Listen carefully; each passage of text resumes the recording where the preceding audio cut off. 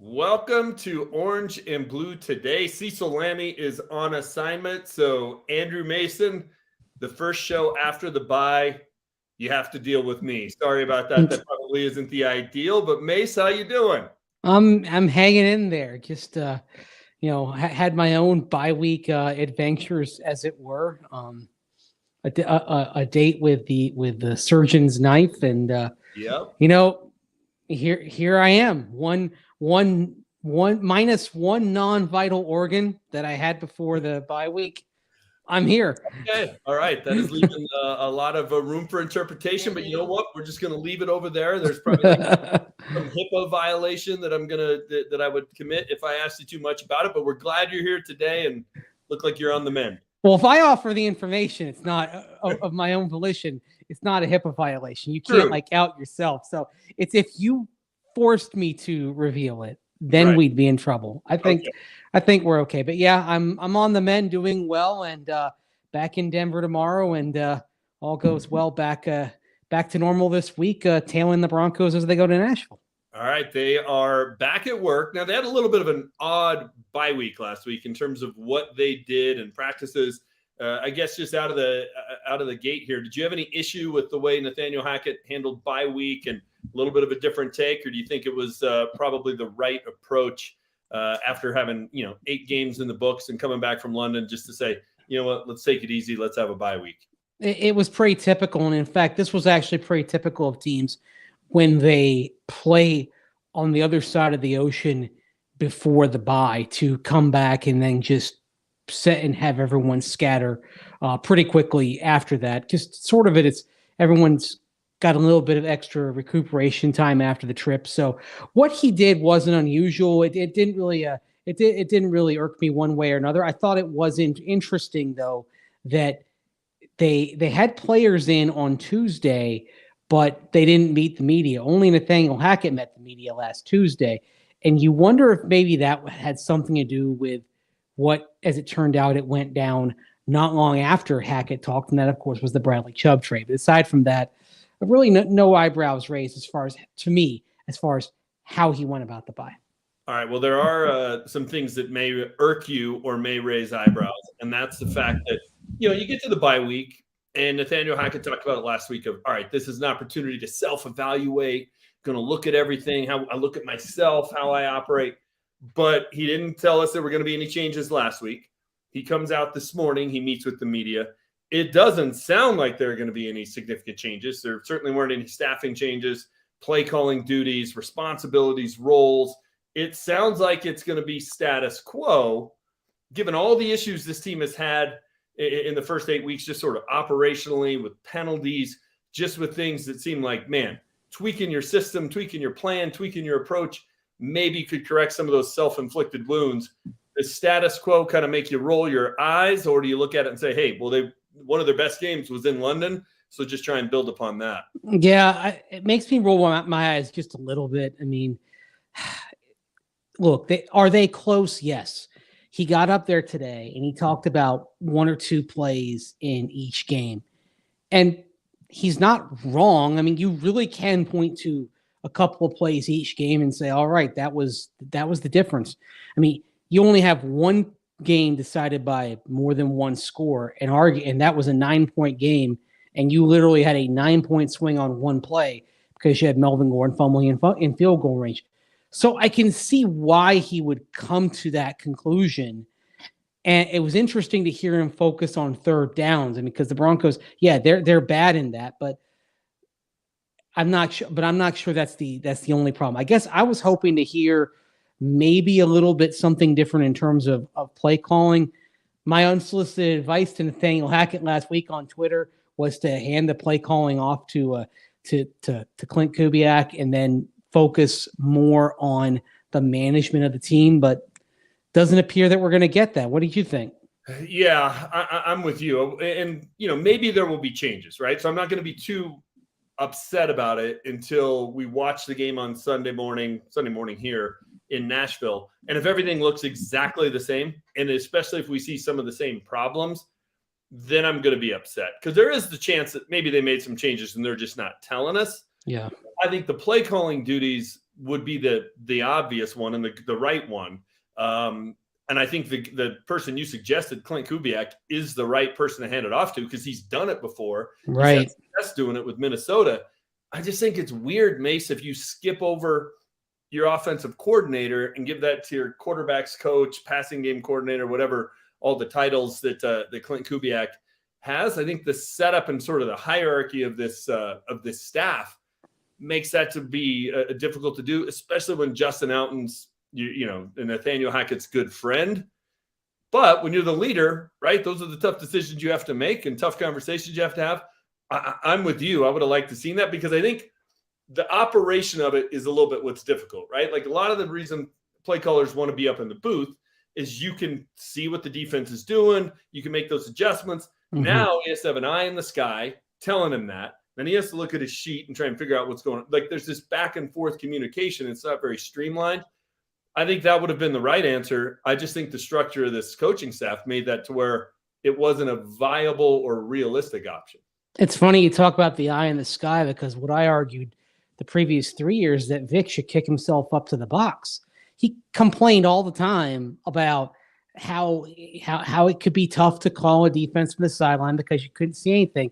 And I'm thinking to myself, what's stopping you from going upstairs, right? I mean, it's not like the team was successful anyway. What's stopping you from being different? I mean, you and I are just old enough to remember when it was a big deal whether a coach wore a headset on the sidelines or not. Yeah. I mean, when the 49ers won their first Super Bowl, a story then was Bill Walsh was the first coach wearing a headset to wear a Super Bowl. It's hard to believe that was a story, but it was. I mean, so you're telling me that you don't go upstairs and change things a bit. Who's to say it doesn't become accepted practice for a lot of coaches? I mean, it's a league where everyone is afraid of change.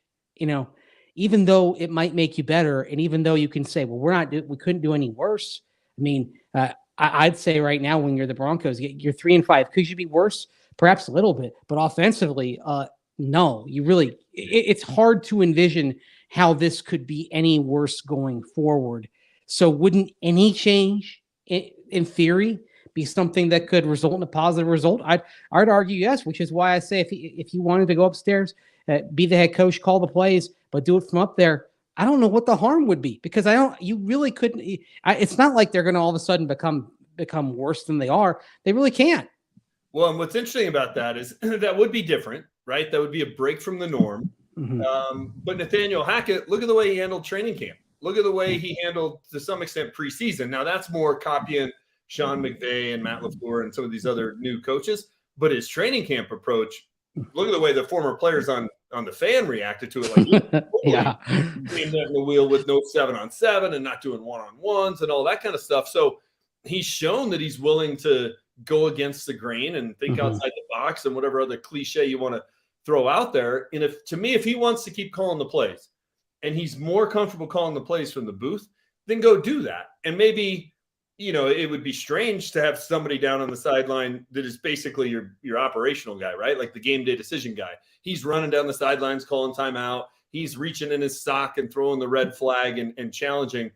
But geez, I mean, that's happening 5-6 times a game max. That seems like something that would be easier to delegate than this. You be my eyes up there and then try and tell me what you saw in a way that I would have seen it. Like that just seems really, really cumbersome and complicated. And I do think it's part of the reason why this offense has struggled and had lacked a rhythm and been so discombobulated because they have a system that's discombobulated.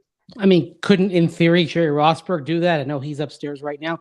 Why sure. couldn't he be the operational manager? Because right now, and he's revealed this, he's checking with Rosberg as to whether to go for it on fourth down all the time already, right? Right. Well, I guess, maybe it's the optics of it. If Jerry Rosberg runs out onto the field and calls the timeout and it was an ill-advised timeout, who's getting the blame then, right? Like normally the head coach gets the blame because he's the one who physically did it. But I don't know. But it just seems to me like some sort of change would have been necessary. Again, we'll see in Nashville. You'll be out there. Mm-hmm. You'll get a firsthand look at it.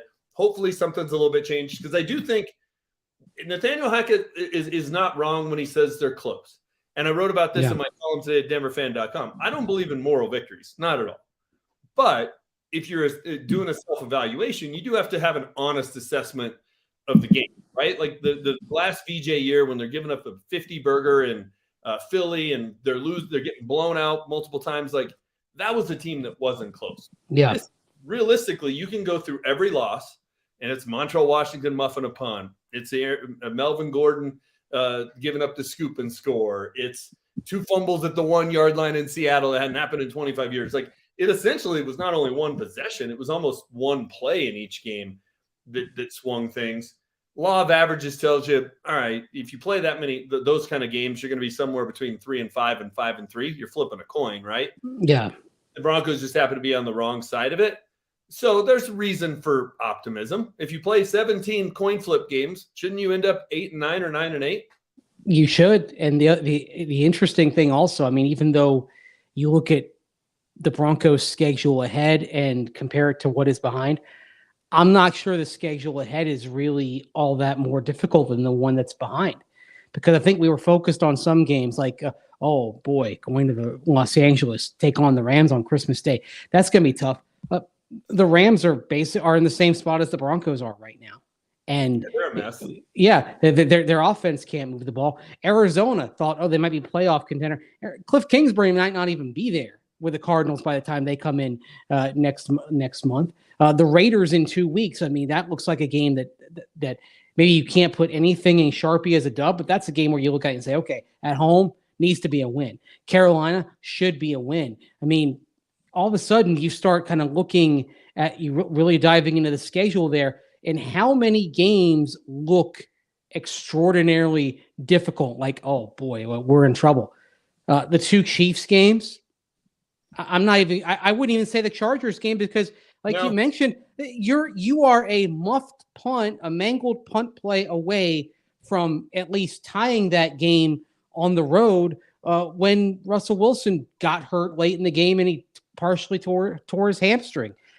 And so they're in this kind of weird spot where you could, if you really, and maybe, I don't think it takes a telescope to really dive in and say, okay, they're not far away here. And it really, I think we're all kind of used to taking shots at Nathaniel Hackett at this point, but they really might be 1 or 2 plays away per game.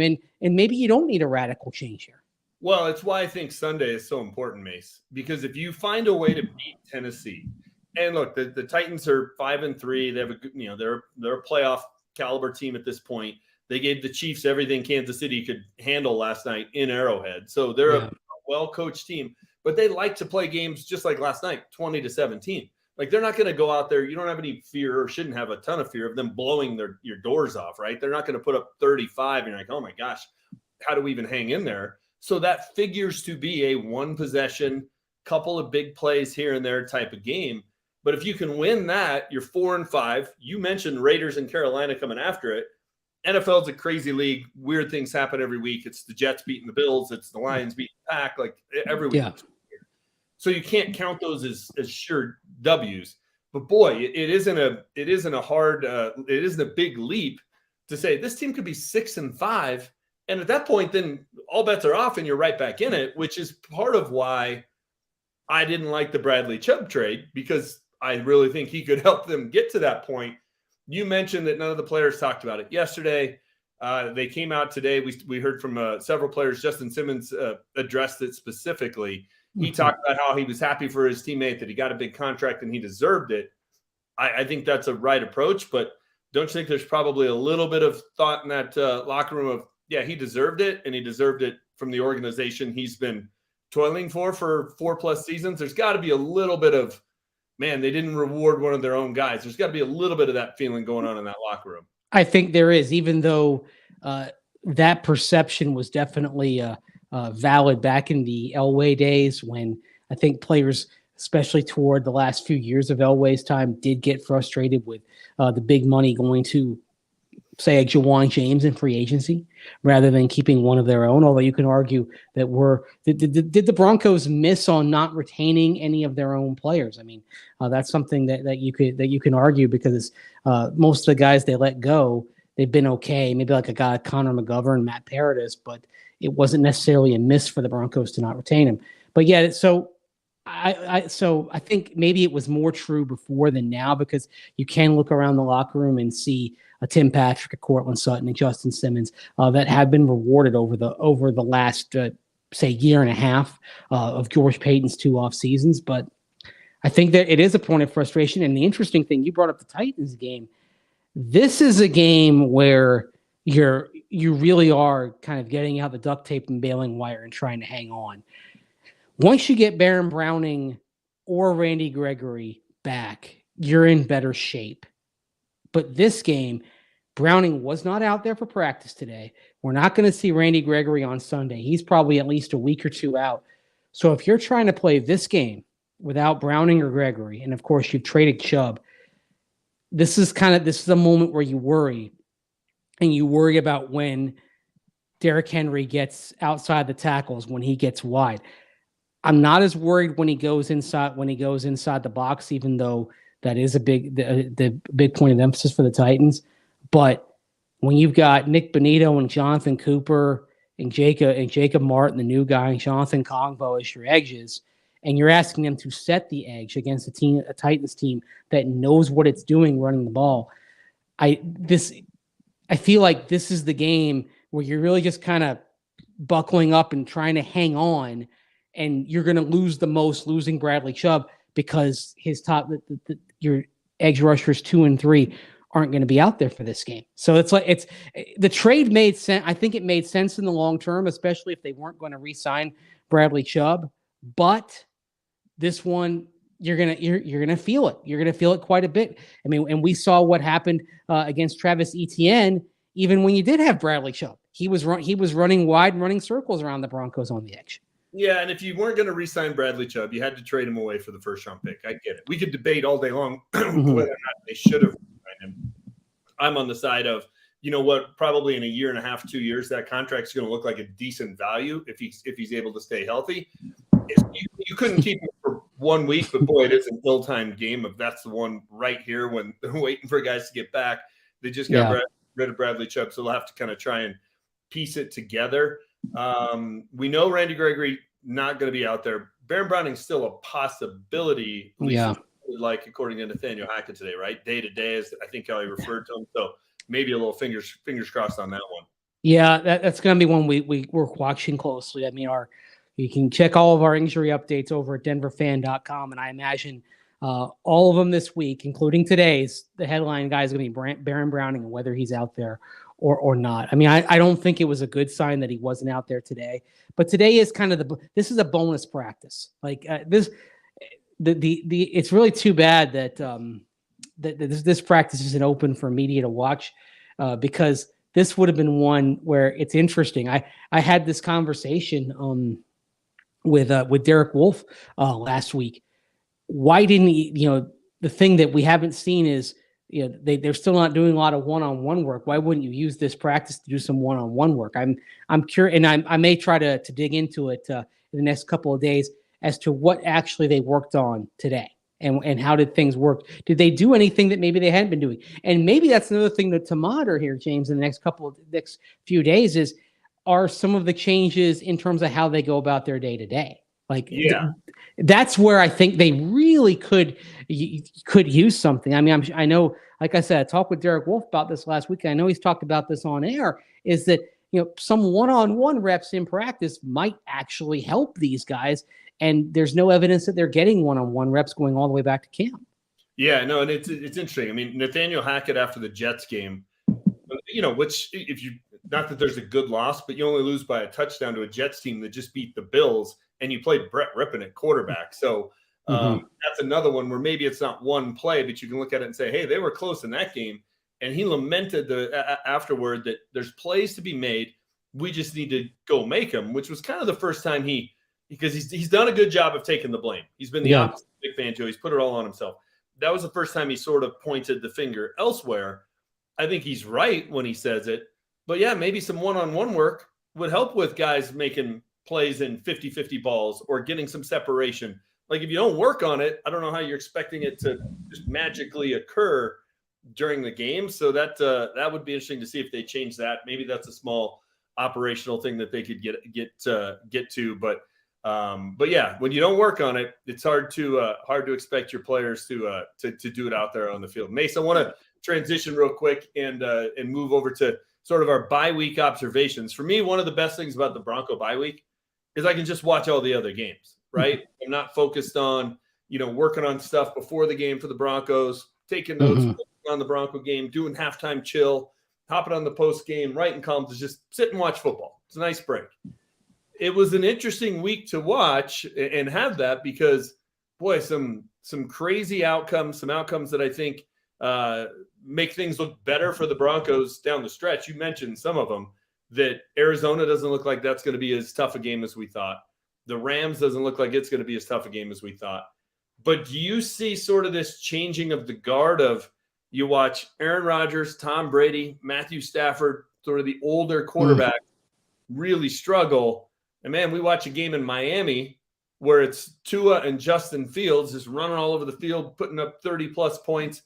It almost sort of felt like, boy, we're watching the changing of the guard here in real time. Yeah, I'm glad you made that point because, being up here in Wisconsin, I did. I hung out with a Packer fan, in-law of mine, yesterday, and watched. So I watched that Packer game, and then I watched Bucks Rams, and you can also kind of throw the Broncos in as well because it feels like at this moment the Broncos are kind of on the wrong side of that generational passing of the baton because Matthew Stafford, I mean, let's face it, he's a 14-year veteran. Aaron Rodgers, you mentioned. Tom Brady, a lot's been said, although to his credit, he got it done. And I would actually say Tom Brady is less culpable with some of the issues that we're talking about with these teams than others. I mean, Tom could have had the touchdown pass a minute earlier if Scotty Miller could have caught the dadgum ball in the end zone. I mean, I think there were the Bucks had 5 drops yesterday. I'm not sure Brady is as responsible for things there as a lot of people believe he is. But Aaron Rodgers, Matthew Stafford, and we see it, and we see it with Tom Brady just coming toward the end, and Russell Wilson. It does feel like that we are in the middle of this generational shift at the quarterback position. I don't want to say that Justin Fields is going to be great just yet. I think he's got to be more consistent. But one thing I will say, though, and maybe this does augur well for the Broncos, is that the last couple of games, the last 3 games, the Luke Getsy, Nathaniel Hackett's old right-hand person in Green Bay, has done a much better job calling plays for Justin Fields, getting him opportunities to run the ball and allowing him to use his wheels, which are part of his success equation right now. And so I look at that and I think, okay, maybe Nathaniel Hackett can start doing some different things for Russell Wilson to maximize what his skill set is rather than trying to jam the square peg into the round hole. Yeah, and I think part of it is just doing what he knows should be done as opposed to what Russ wants to do, right? Like I do kind of have this hope in the second half, Mace, that it's not about Russ, it's about us kind of a thing. Mm-hmm.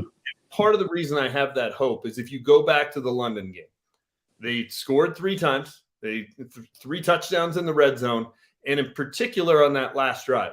Yeah, Russell Wilson made the big play of the drive on the deep throw to KJ Hamler. Great throw. That's what big-time quarterbacks do. That's a clutch play. But when they got down there close, it was under center. It's handed it off to Latavius Murray. And if Jacksonville can't stop it, we're just going to keep doing it. Where earlier in the year, particularly that Indianapolis game, it did feel a little bit like Russell Wilson's dad was the high school football coach and trying to pad his stats. And let's let Russell Wilson throw the game-winning touchdown instead of just saying, who gives a blank how the game-winning touchdown happens? Let's just get it. Am I just trying to be overly optimistic here? I'm reading too much into that, or do you maybe feel that's a little bit of the tide changing in Broncos country too? A little bit, and I think another thing is also kind of reminding Russ that, okay, you showed it against Jacksonville. Even when you've got a bum hamstring, you can still do things with your wheels, okay? And I know, and tell him that it's okay to run. Don't think you have to do everything from the pocket. You're not going to become this pocket passer overnight, because I look at there are 3 drives. I mean, the Broncos are 3-5, but they're not that far from 0-8. That's the other thing. Like, True. They probably are where they should be. you have 3 game-winning drives this year, and on 2 of them, against San Francisco and Jacksonville, there were third down scrambles to keep the drive alive. And it's clear Russ isn't going to have an explosive run, but being able to take off and get a quick 7 yards and move the chains, that is still something that needs to be a part of his game. And it's still something that you need to keep the defense honest. You've got to you have to do a better job, I think, of having plays structured to where Russell Wilson can get beyond the play structure a little bit faster and start doing the improv type of things that he's known for. That is Russell Wilson's strength is his ability to leap beyond the play design and turn it into something better than you could have originally intended. And we have so rarely seen that this year. And if we can see that just a little more, get those opportunities for him to do that, then I think he'll start to look like at least something close to what we expected when the Broncos traded for him back in March. I hope they do that. Yeah, we've seen flashes of it. We've seen glimpses. We just need to see it more consistently. Mm-hmm. So hopefully he had that epiphany while sitting poolside in Cabo. All right, as we wrap up, he had his laptop with him. I mean, he was working hard. Keep working. Yeah. All right, so I know you and Cecil will break down the Tennessee game as the week goes on, but real quick, just sort of wrap up the bye week stuff here. I wrote my column today. I think this team can get back in the chase. I think they can make a playoff run. I think they can go 6-3 down the stretch. I think the games at Baltimore and at Kansas City are the only ones that I would say, all right, it's going to take something pretty unique to win those. I think the other games are the other 7 games are toss-ups, and they're going to start going their way a little bit more. What do you see in the second half? I'm the optimist. Are you going to join me, or are you going to be the wet blanket here? Oh, I'm trying to see to be optimistic here. I mean, I did point out yesterday after the early games, it didn't, and that, by the way, basically nothing went the Broncos' way yesterday. If we really want to kind of start diving into what other teams did, because they're probably not getting to the playoffs without some help. And the Jets winning, the Patriots winning, the Bengals beating the Panthers, Dolphins hanging on against Chicago. Nothing really went, and the Chargers winning in Atlanta. Nothing really went the way the Broncos wanted yesterday. They're sitting there 2 games out. Look, I think this game on Sunday is winnable. I think it's winnable no matter who the Titans have at quarterback. If they have Malik Willis, it's very winnable. I mean, it's a game where if Malik Willis is playing, I expect the Broncos to win. I think they should win. And if they don't, I think it's a toss-up type game. But I do feel like what I feel about the second half, it really is going to come down to next week. At 3-6, then it really becomes hard to see them getting enough wins to do anything more than to make it close and interesting at the end. From 3-6, I could still see them getting to 9-8, but I don't think 9-8 is going to be good enough. Looking around the AFC, I think it's going to take 10-7, which means it's going to take 7-2 to be in the conversation. And I don't think they get to 7-2 without winning on Sunday. So I'm cautiously optimistic. I don't think the Broncos are a worse team because they traded Bradley Chubb, at least in the long term. I think they're worse this week if they have to play without Baron Browning. But I don't think long term it really affects their arc. But anything that we see down the stretch, it has to start with winning on Sunday. I mean, this is the game that you have to have. You lose this, and effectively, I don't think that you have enough mulligans to be able to survive the rest of the way and be a playoff team. This is about as must win as a November game gets. I'm with you. Nathaniel Hackett talked today about they got to string together wins. They got to put together a winning streak. All right, well, they're sitting on a 1-game streak. That's not really a streak. You win this, we talked about it. Raiders, Carolina, you can see them bunching 4 together. Yeah. Me another stretch, even though the schedule isn't as tough as maybe we thought. Find me another stretch where we think they're going to run together 4 or 5 wins. It's tough. So it's the key game. I'm going to be the optimist. We'll know if Nathaniel Hackett learned from his mistakes starting on Sunday. We're fixing to find out. So it will be fascinating. You'll be there. You'll be back in Denver tomorrow. Safe travels, Mace. You'll be back here with Cecil Lammey tomorrow at 3:30 for Orange and Blue Today. But I appreciate you hanging out with me today and putting up with me. Hey, thanks for filling in, James. And I'll see you tomorrow. And I'll also be on not only Orange and Blue Today tomorrow, but also the denverfan.com show at 6 p.m. over in the studio. So I'm looking forward to being back. All right. Sounds good. Appreciate everybody joining us. Be back tomorrow, 3:30 for Orange and Blue Today.